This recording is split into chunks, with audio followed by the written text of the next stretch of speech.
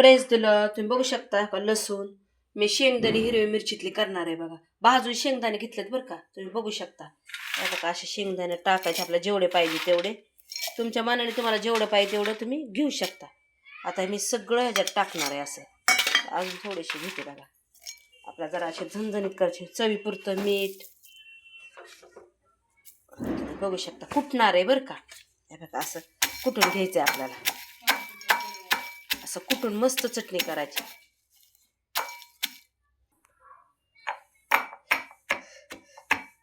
तुम्ही बघू शकता. आता मी गॅस ऑन करत आहे.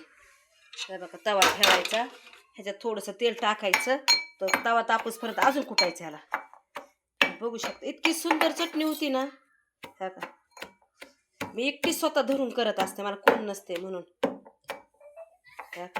तुम्ही ही चटणी करून बघा. बघा थोडे जिरे पण टाकायचे, छान लागतं चवीला. तोंडात समज सर्दी झाली तर शेंगदाणे चटणी चवीची जरा. तुम्ही बघू शकता. तुम्ही पाहू शकता असं तेल टाकायचं बरं का.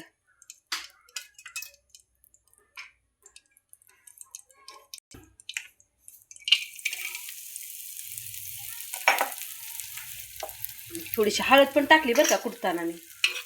तुम्ही बघू शकता हिरव्या मिरचीतली बरं का. असं तेलात चांगलं परतायचं, कारण सगळं भाजलं जातं. ही करून बघा तुम्ही चटणी, इतकी सुंदर लागते ना शेंगदाण्याची चटणी हिरव्या मिरचीतल्या. हिरवी मिरची थोडी कोथिंबीर पण टाकली होती बरं का, धना कोथिंबीर. चांगलं तेलात परतायचं बघा. तुम्ही बघू शकता कशी चटणी झाली हिरव्या मिरचीतली. तुम्ही पाहू शकता, तुमच्या तोंडाला पाणी सुटून मस्त वरण भात करा, त्याच्यावर खूप सुंदर लागते शेंगदाण्याची चटणी. तुम्हाला हे माझं करणं आवडलं असेल, माझ्या चॅनेलला शेअर करा, लाईक करा. थँक्यू, धन्यवाद. येशूला आमेन.